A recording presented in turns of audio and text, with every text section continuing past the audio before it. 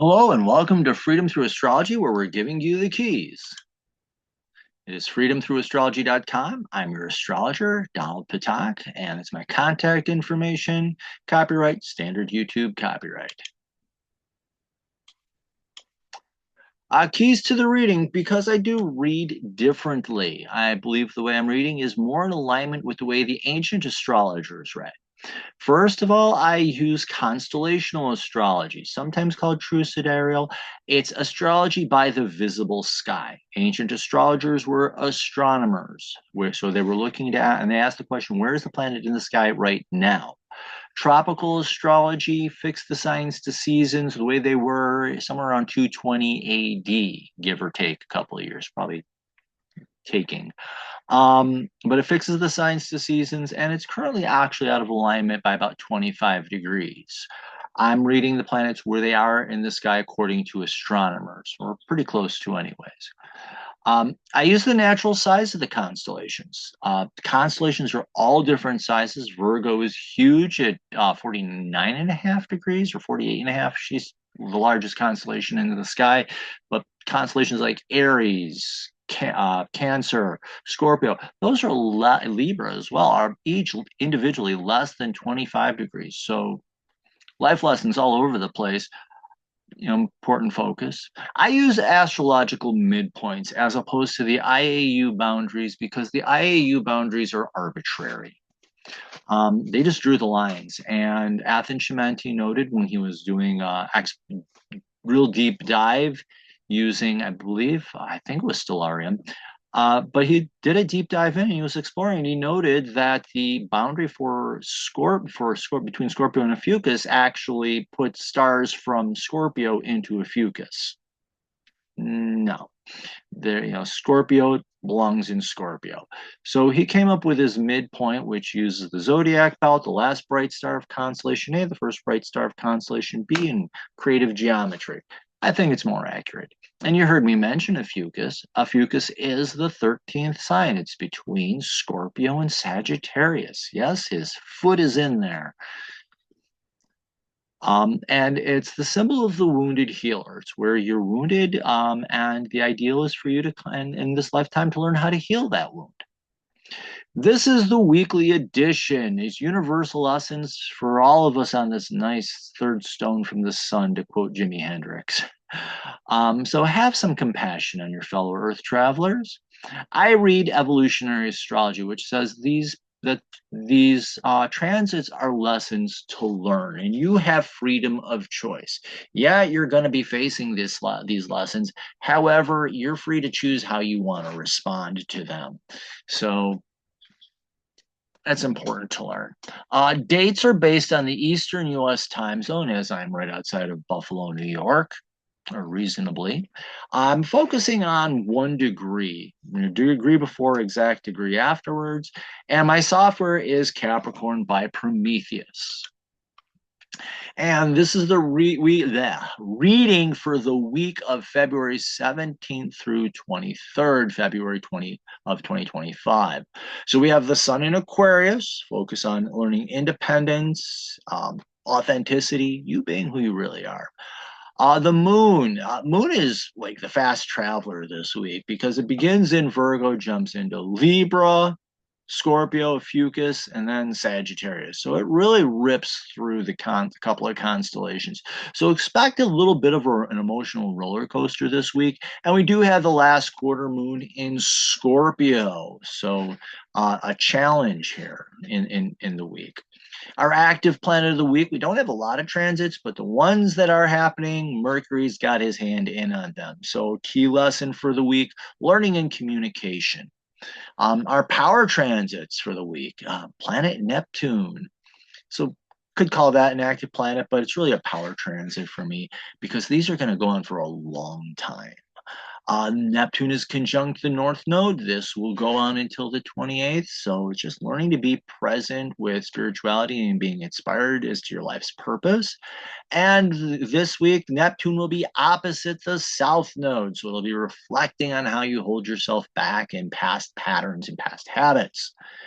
Station direct this week. Mars finally says enough's enough and decides to go forward. So he does take a pause. So this weekend, you might feel a little stuck in your ability to have courage or be assertive. That's fine.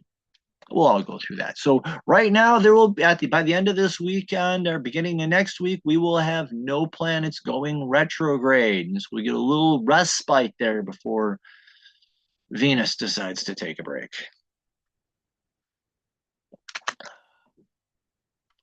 So let me get this out of the way. I'll go over here. So this is our week, and as you can see, it's relatively quiet. I mean, my tool here.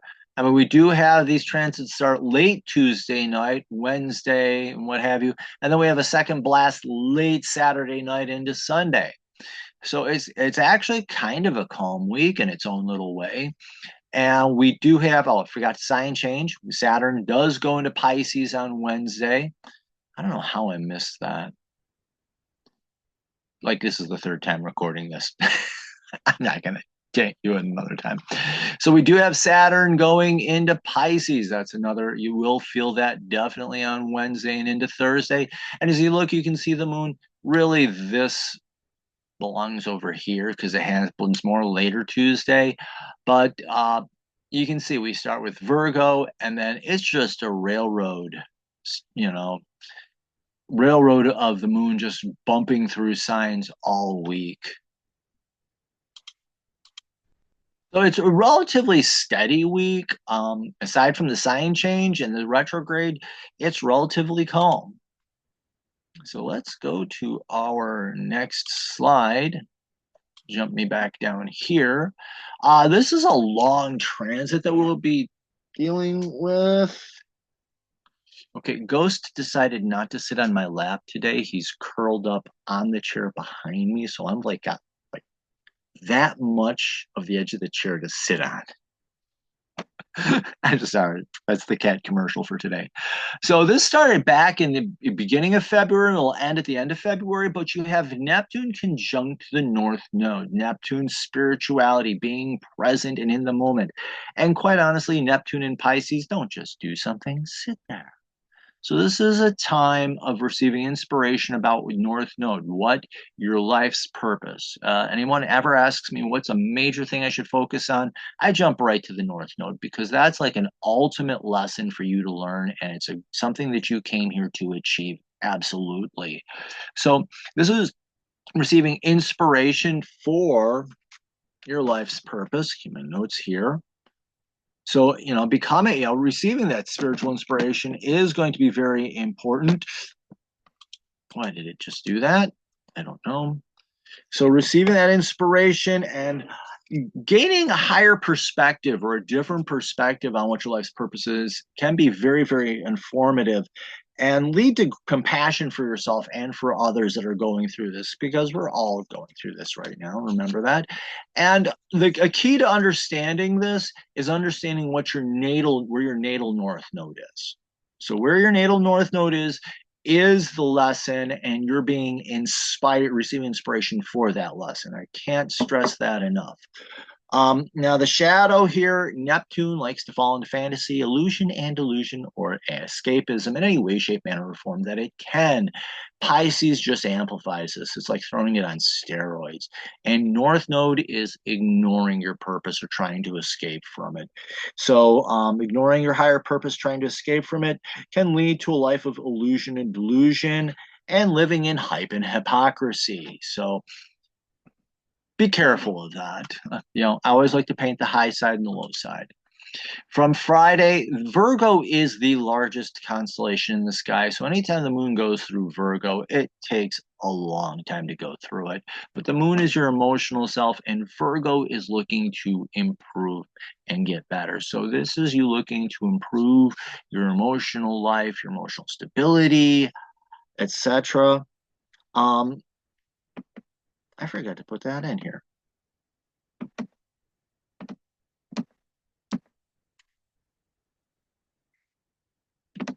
Another thing to edit on my website.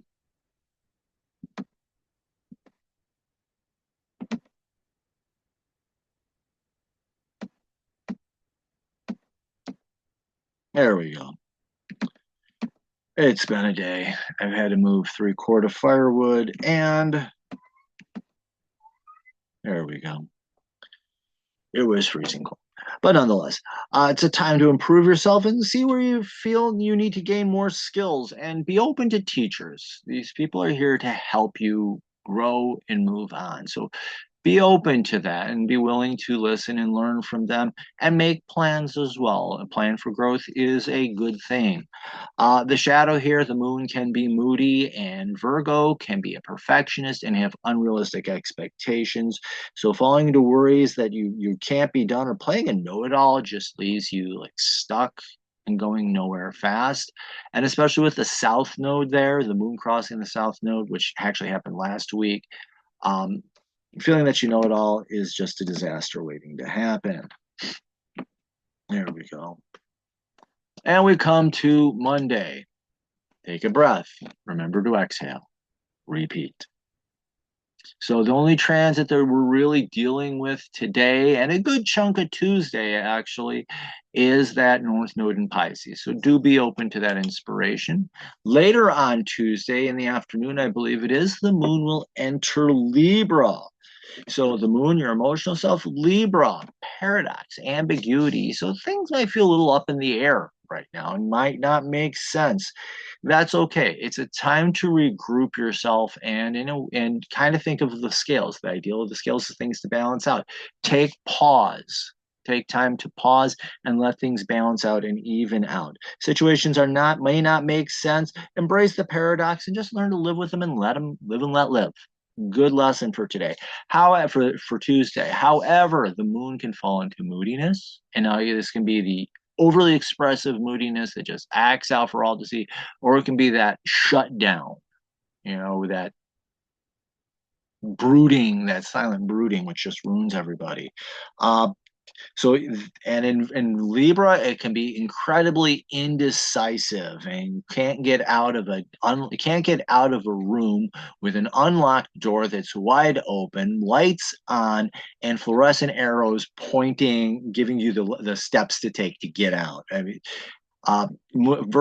Libra can be incredibly indecisive and insecure, and this leads to life getting out of balance. And way late on Tuesday night, and I do mean way late, sometime after 10 o'clock at night, the Neptune in Pisces will be in opposition to the South Node in Virgo. So this is from a spiritual point of view, you're reflecting on how you hold yourself back with unrealistic expectations and being aware of them. I think that's very important because when you're aware of how you defeat yourself, you can actually overcome it. So reflect on how perfectionism, unrealistic expectations keep you from achieving. Uh, Learning to be in the present moment can lead to inspiration that is necessary for you to achieve your potential. So this is reflecting on how like over planning things and trying to control things actually holds you back instead of helps you move forward. Um, the shadow here is, falling into that illusion or delusion that, hey, just one more plan really will help, or thinking that you have it all under control when you don't. Can have you repeating the same mistakes in different ways, or it could be denying that the problem ever exists. Many people live a life in denial, which is not a river in Egypt, and denying, these unrealistic expectations and thinking that it's achievable can actually hold you back and make a mess. And I forgot to put this on the main page, but we do have Saturn entering Pisces. Saturn, wonderful planet. Everybody thinks he's a bad guy. He's a wonderful guy. Saturn is the grandfather that takes you to the amusement park and takes a look and points out everything, and that's all the fun things you can do, and then says, pick one and let's do it. Jupiter is the other grandfather of the galaxy, as I like to, or solar system, as I call it. And Jupiter will point out opportunity. Saturn's the one says, let's do it. Let's have some fun.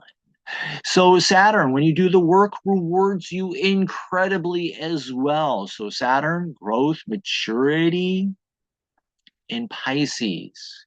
spirituality, inspiration. Literally, that's what this season is for Saturn. So it's a time of spiritual growth and spiritual maturity as well. So face spiritual challenges with self-discipline. Another great Saturnian lesson. All sorts of positive things about Saturn. The more I learn about Saturn, the more I kind of like him, along with Pluto. All hail Pluto. But face spiritual challenges and self-discipline. Know that through the maturity can grow, and know that through this maturity can grow and develop. Patience, another great skill, can bring rewards beyond your ability to perceive and believe. Because remember, we're dealing with Pisces, and Pisces deals very much with spirituality and the higher realms. So literally learning these spiritual practices and practicing spiritual self-discipline can lead to incredible growth in your life. Now, the shadow here, Saturn, ick. Saturn, we all know the dark side of Saturn, pessimism, darkness, doom and gloom. Why try what's not going to work? And Pisces falls into illusion, delusion, and fantasy. So falling into pessimism can bring a spiritual loss of many forms, lead to delusions, or it can lead to delusions of grandeur. Also, it can fall into religious dogmatism. Really possible here. If you find yourself falling into dogmatism and rigid beliefs, like the various, and I hate to use this, but it occurs in every single faith system in the world. Any of the fundamentalist movements where they have the only truth and everybody else is wrong, you're on the wrong path. Or other side of the coin, it can lead to a total loss of faith and belief in anything spiritual. So do be careful of that. Thursday, I wonder if a little Mercury decides to pop up his head for the first of two times. So Mercury in Aquarius, Mercury is learning and communication, and Aquarius is your authentic self, individuality, you being your true self and knowing and learning your truths. And it's in a square to, or a challenge to Jupiter in Taurus. And squares are designed to strengthen you. That's the purpose of a square. It's a challenge whose purpose is to strengthen you. And Jupiter and Taurus is the opportunity for peace and stability. So as you're learning about who you really are and you're communicating it, this is a waning square. So the ideal is to release what you are not and release these old beliefs, release these old ideas. And by doing so, working through that challenge, you have the opportunity for greater peace and greater stability in your life. So accept the challenges of learning and speaking your truth, and you can find the opportunity for peace and strength. Also, be open-minded about the different ways that can provide these opportunities in your life. So be open-minded to what comes your way. Working through the challenge can lead to a greater sense of self-confidence, and that's strong self-confidence. Jupiter self-confidence, absolutely. Now, the shadow here is where this is where it gets hard, miserable, and crushing. So Mercury can be that know-it-all or person who can't learn it all. Either which way, learning is shut down, or Mercury can be this person that just won't shut up, and they just talk and talk and talk without saying anything. Or it can be that person who won't say anything in spite of what they really know. So, it gets pretty wild there. But when you're dealing with it in Aquarius, it's either acting out to get a reaction or selling out to fit in. And the crushing challenge here is you think you're doing something and it's not bringing peace and stability. It's actually destabilizing. And it's falling for glitz or something that's not really there. And it can and Taurus can be stubborn. It can also be the bull in the china shop, and it can be lazy. Trying to, selling out to fit in is the lazy way out. It doesn't bring you anything really. But becoming confused by new information or ideas leads to issues in confidence and the potential for inaction, laziness, or an out of control mind could be like a bull in a china shop. Just that endless droning on. Ick. I have to learn to watch out for that. Thursday, the moon enters Scorpio. And so it's a time to face emotional, deep truths and ones that are true to you. So face the deep truths in your life and learn how to be honest with yourself. Expect intensity to appear in some way, shape, manner, or form. And its purpose is to help you move forward.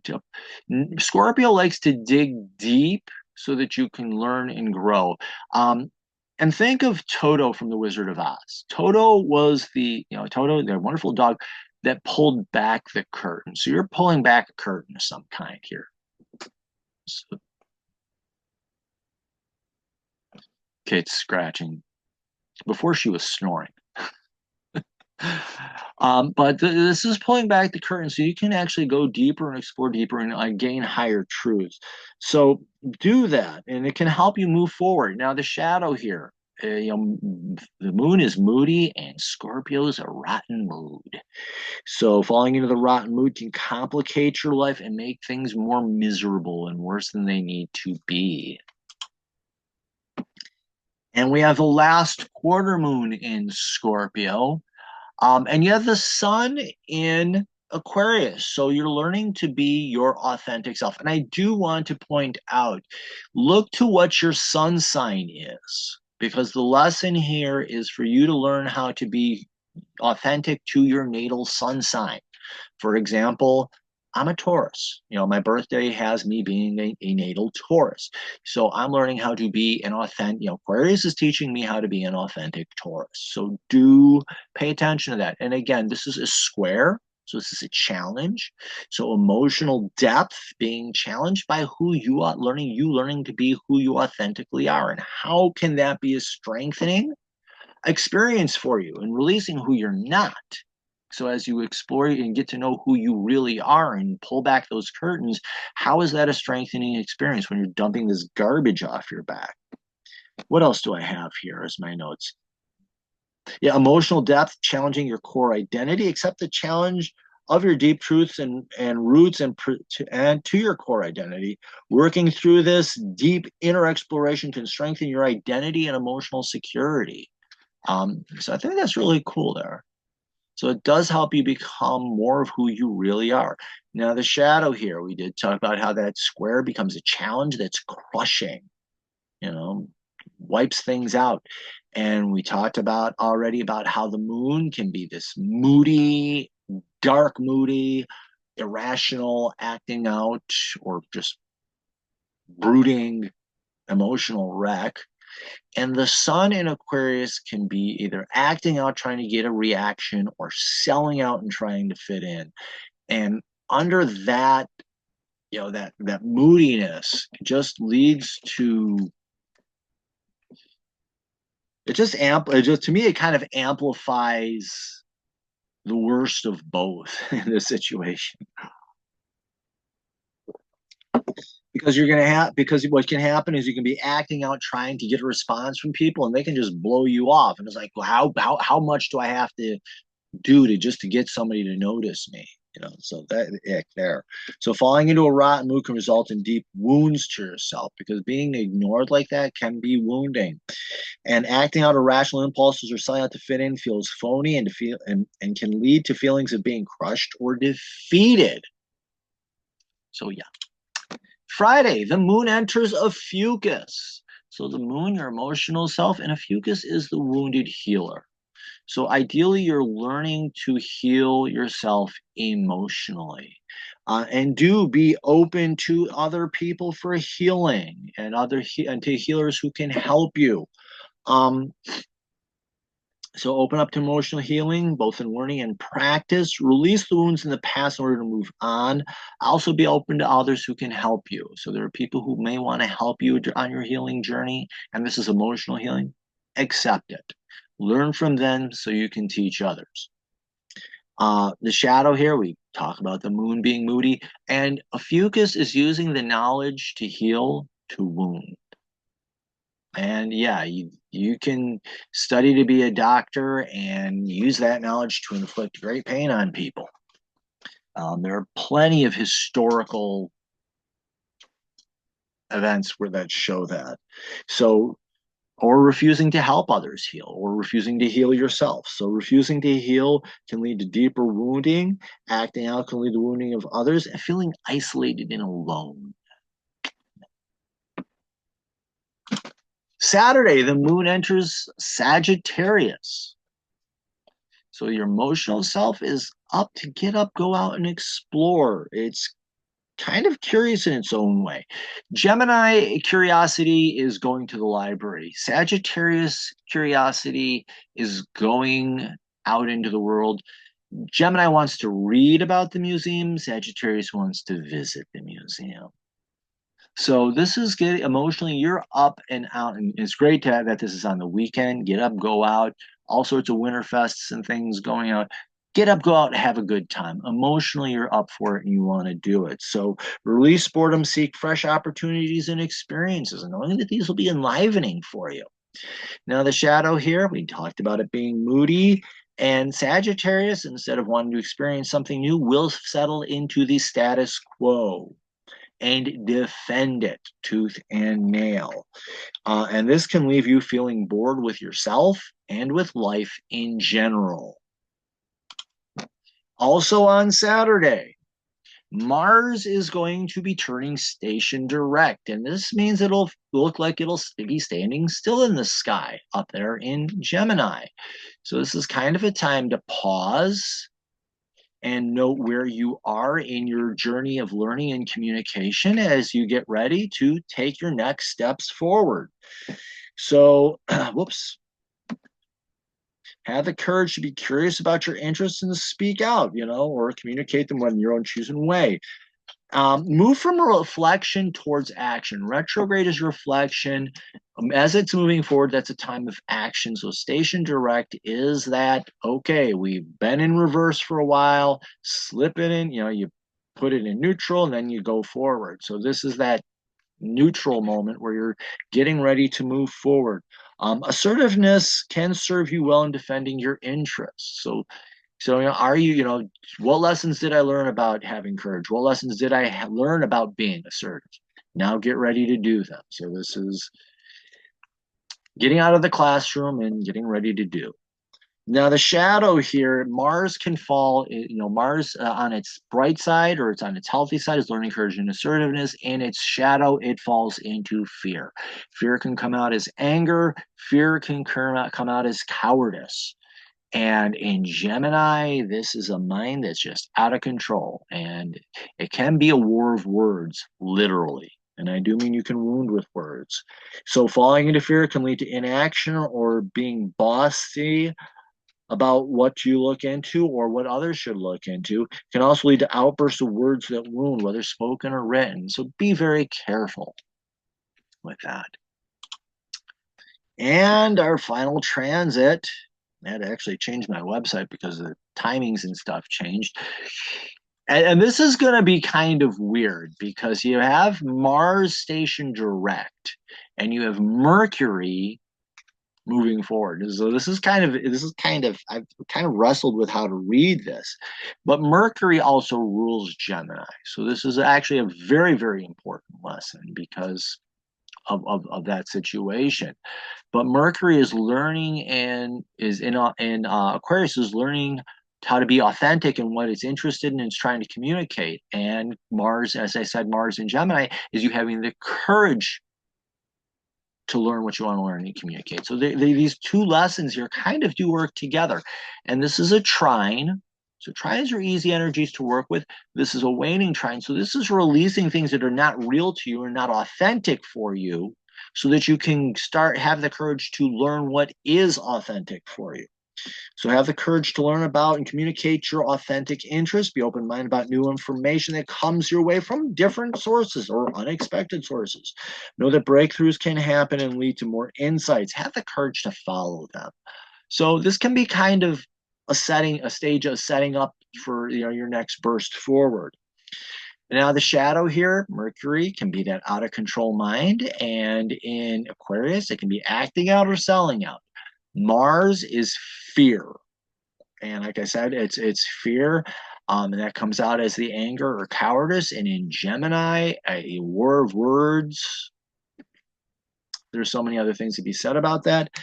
But what do I have here? Falling into fear can shut down learning and lead to irrational outbursts that make no sense, or shutting down of learning altogether. Fear of being ridiculed can lead to silence as well. There was something else on this. Yeah, this can be you shutting down your learning about who you really are. So that's kind of dangerous. Be careful of that. And on Sunday, we're working through those things, but do remember to take a breath. Remember to exhale, repeat.